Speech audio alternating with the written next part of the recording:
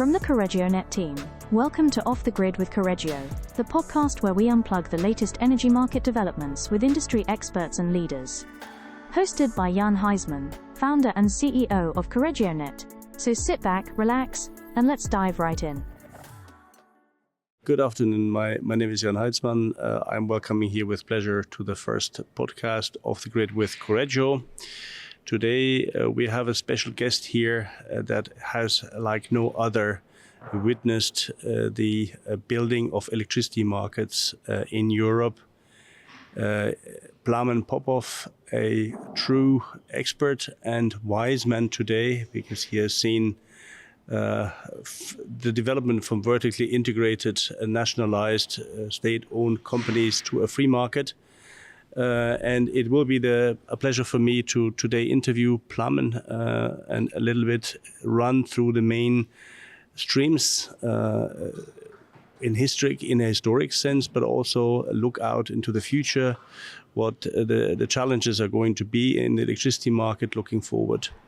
And having said this, Plamen, welcome to the webinar. Thank you, Jan, and good afternoon. My pleasure to be here, and I'm really delighted to be the first one in this series of podcasts. So, Plamen, what are you doing today? You have been a long time responsible for certain markets of Europe for Statkraft. You are now a freelancer. You're a consultant. Tell us what you're doing. 3 years ago, with Statkraft, we said very friendly goodbye. I reached the retirement age. And to me was a moment of like a crossroad, what to do, whether to go gardening or to continue a little bit and try to stay closer to the market. But it was also the time when immediately after the Corona time, the work started and the market went to some extent even crazy. And I decided to continue. And it was very good that we, being old friends, met 2.5 years ago, just shortly after my retirement, and decided to cooperate. And in fact, I'm exactly as you said, providing consultancy and advisory services to companies that need, for instance, mentioning one of the projects that we did together last year in Azerbaijan. It was amazing, a country that I have never been before, but it was a lot to learn and also a lot to deliver there. Very exotic, very strange, very interesting, challenging, promising, if you like.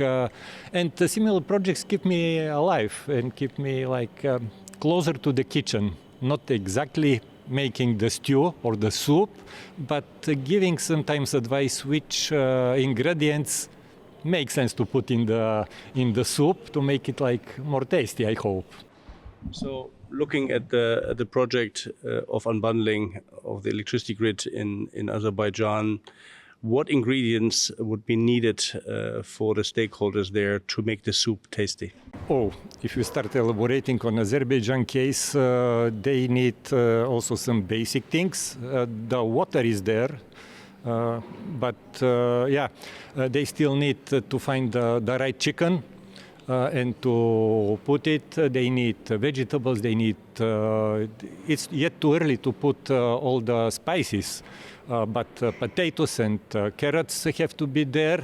Some of them there in the garden, some of them they have to prepare. But the point is that the people there already understood that this is the way to do it.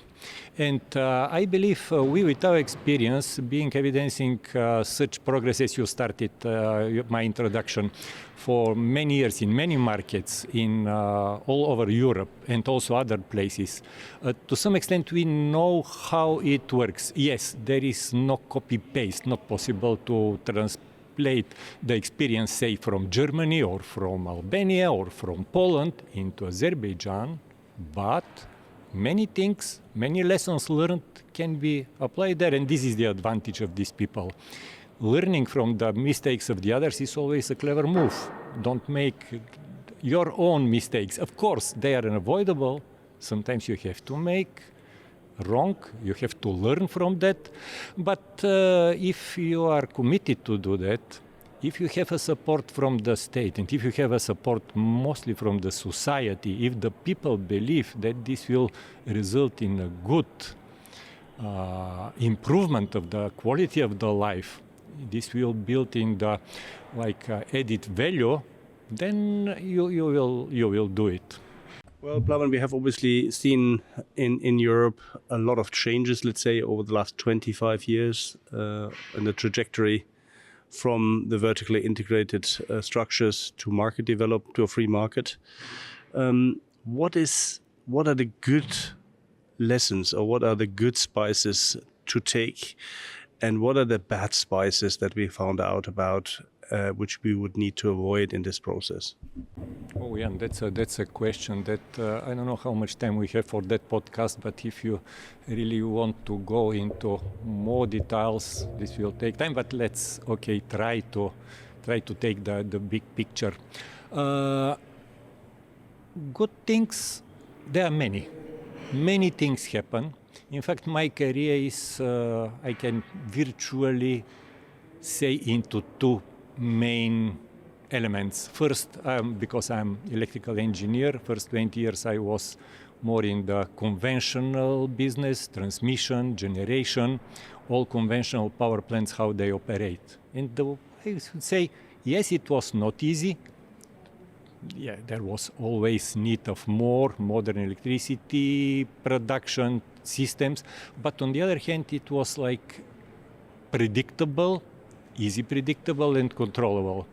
Now it is not anymore that easy predictable because of renewables, and not that easy controllable because of the volatility of their production. But back to your question, this is, for instance, one of the big advantages. If I have taught to my professor in the technical university 44 years ago when I graduated, that we will receive in some countries 20-30% of the entire generation only from solar and another 20-30-40% from wind, they will simply laugh on me. But this is the reality now. And this is a big achievement. In fact, we are step by step going towards a clean, not polluting the air, not polluting the atmosphere, not polluting the soil production. And if this is not achievement, I don't know how to say. What we did in terms of trading, all these vertically integrated big mastodons, big national players and heroes, they understood that the world is not only for them. It was a big resistance from many of them against changes. They were very comfortable in their shoes, but they understood that the new technologies, the new market requires new players, and step by step they started opening also room for new players, and these new players came pretty quick. Those are the investors, and because you and me, we have been many years in the business together with traders, Association of Traders of Energy Traders in Europe, or other associations like National Association of Traders, let's look from their point of view. They were another very important element of this chain because they provide a very natural link between generating sources, between grid, between final demand, and they are able to spot and to modulate all these different elements into one acceptable, desired product, or not one single product, but say portfolio or group of products that the customers need. And at the end of the day, we do all this to make the customers more happy, more satisfied with the conditions. So this is definitely a great achievement. Another, Europe is composed by more than 30 national countries, and with a lot of history behind. In fact, every country have been and given moment in the history, back in the history, in a war with their neighbors. Now we have one close to be harmonized market. We have market coupling for day ahead and intraday, which works all over European member countries, European Union member countries. And even more, now we see that other countries that are not yet EU members, they are also aiming to become part of this family. This is achievement. And this is the what we want, like the social welfare to be fairly distributed among all countries, among all citizens in our continent. So achievements are many. Now, obviously, the liberalization of the energy market was also pursued in order to have a better and more efficient use of the existing resources. But it was also pursued for reasons of creating more competitive pricing. Has this been reached in your eyes? Germans usually use, I like it very much, Jain. Yes, to some extent it is done. To some extent, via the mechanisms of market coupling, we see how the energy naturally goes from the places where there is overproduction and the prices are low to the places where demand is prevailing, not sufficient generation, and the prices are high. And this is technical, this is physical logic, and this is economical logic. And we see this. But we are yet too far from well harmonized and single price. And this is due to geographical differences between the regions. We have regions with higher solar radiation. We have regions like in Northern Europe with a lot of wind. We have some places with plenty of hydro resources and other that are not that rich with hydro. And this creates one level of differences that is to be resolved. Another is the lack of yet strong enough grid infrastructure. And this is expensive exercise. If you want to transport massive power, say from Norway down to Greece, yes, it is doable, but it requires infrastructure, it requires power lines, transformer stations, it is costly, and it takes time. So we still are in a process of looking how to resolve it. For instance, German market, the biggest market, and Germany also inside the country suffers from this issue. The transport capacity between north and the south of the country is not sufficient. The redispatch of German market happens every day, every moment, and this is very costly. If I'm not wrong, 3 to 4 billions is the cost of redispatch of euro against normal conditions.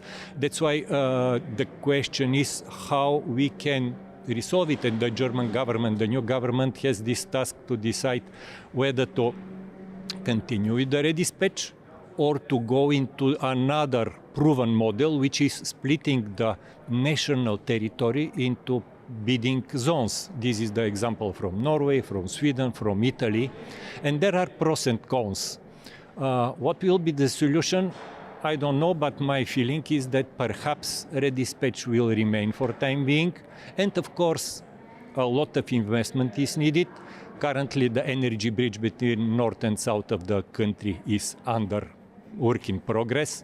The first results will be in 3 years from now. And this is the case also for many other countries in Europe. Like they are connected to each other, usually to the neighbors, but the capacity is not sufficient to transport all energy or to meet all the demand in one or another country. So, answering back to your question, yes, going towards convergence of the market, convergence of the prices, but this is a task that will hopefully be resolved in a couple of decades from now, not that quick.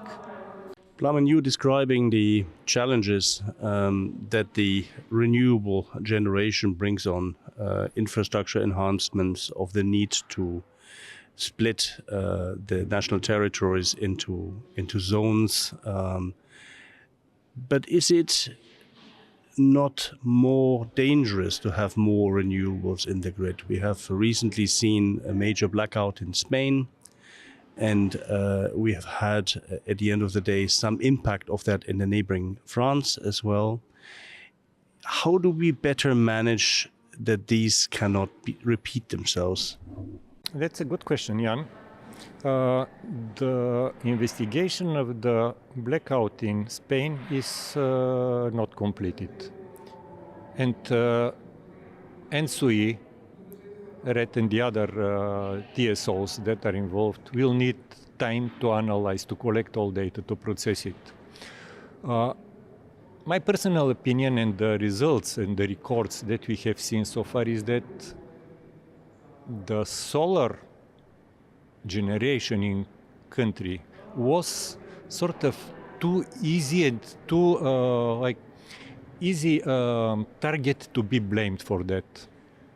And I don't think this is the solar production as such is the main reason. We have seen such phenomena that was like a couple of seconds before the blackout happened in Spain of so-called inter-area oscillations. And I can give you a very good example of that. Imagine two big balls of metal, like each ball is heavy 10 kilos. If they are connected by a iron bar, they are 1 meter from each other. They will behave like one single unit. Now you can remove them 1 kilometer distance, and instead of steel bar, you connect them by a spring. They are not anymore one single element. They start swinging against each other. This happens also in the big systems. And this is what has been observed. In fact, the Iberian Peninsula sort of swinged against the entire part of Ensui grid in this period. This is recorded. And the result of this is that there are massive flows of energy from east to the west and back to the east with a low frequency. It goes like boo, boo. And this also happened that the voltage in this area has, for given periods, increased a lot. And there are protection systems. This protection system were the ones that triggered the blackout because they stopped big generation plants, initially solar plants, which was followed by tripping down also the nuclear units. So this phenomena is not new. The point is that solar installations, they are not physically same as the conventional generation, which is rotating. They don't have that immense inertia inside the solar installation. That's why this inertia have to be modulated by the control of the inverters who transport the electricity from the solar installation and inject it into the grid. There are electronic inverters. They are controllable. The key is that the way how they will be controlled have to mimic the logic of the operation of the conventional generation. So solar production itself is good. Simply some tuning and calibration of these control systems have to be adapted to this reality. And I believe this is the thing. Another possible, and not possible, but also needed thing is more AC-DC conversion inside the grid, like between east and west. Some other big systems, they have it in USA, for instance. Between California, Texas, and the central states, there are back-to-back stations. They convert AC, DC, AC. Why they do it? Because DC is controllable. We perhaps need also such thing more in Europe. The new bridge that I mentioned in Germany between north and south will have such in the middle DC element, which is controllable. If we have this, and if we coordinate how we control this DC element, and we control how we simulate the inertia of the solar installations, we are there. We can control the system well. But the solar installation as such should not be blamed for that. This is my opinion. Of course, we have to wait and to see. But back to your question, Jan, should it happen again? Should we be afraid that it may happen? I would say that it is not excluded. Nothing is excluded in this world. To the extent that European system gets really big as a territory. We have Turkey from one hand, very big system. We have in the middle of Europe not very strong systems, say Balkan systems, each one is individual, not very strong. And then we have another big system, Germany. Then we have France system, which is again dominated by conventional nuclear generation. and the Iberian Peninsula. This all put together makes this system not that easy to be controllable, to be controlled, and to be operated. That's why master art is to do it. But the good thing is that now we have very good friends in the IT technology. They are doing really good job in the technique to control big electronic elements, transporting massive power, and also good thing in programming this, like to find the way how to mimic the logic or how to simulate something that will help this. So hope this will not happen. We should be ready. I believe ENSUI and every TSO is very concerned about this. Every TSO always is sort of taking very seriously the balance of the system. And even the system is balanced, this thing may happen. Two individual systems may be balanced, but this doesn't mean that there will be some oscillation between themselves. But again, don't blame the renewable energy, or don't blame it only this. Yeah, this is, I think, a very important message, because obviously these type of events are often used for other purposes, to manipulate public opinion on the disadvantages or advantages of a certain generation. Now, Plamen, obviously we have more and more need also to have some sort of baseload generation that is there to secure the grids, and there is more and more nuclear new builds that are either planned or being built in Europe. What is your view on the future of nuclear generation? If we are thinking how to replace the coal burning, or generally speaking, all combustion processes that are to some extent emitting greenhouse gases, the nuclear energy as one of the conventional technologies is at the moment probably the only promising technology big scale. Yes, we have many others that are in a process to be made economically and technically with producing higher volumes, but they are not yet at that stage. So nuclear makes sense. There are of course couple of questions related to this. One is the safety of operation. Another one is what we do with the waste of nuclear fuel. Can we do it in Europe? Do we need a Russia to take care for that, or another geographical location to find for this? But definitely, I think nuclear energy is at the moment one of the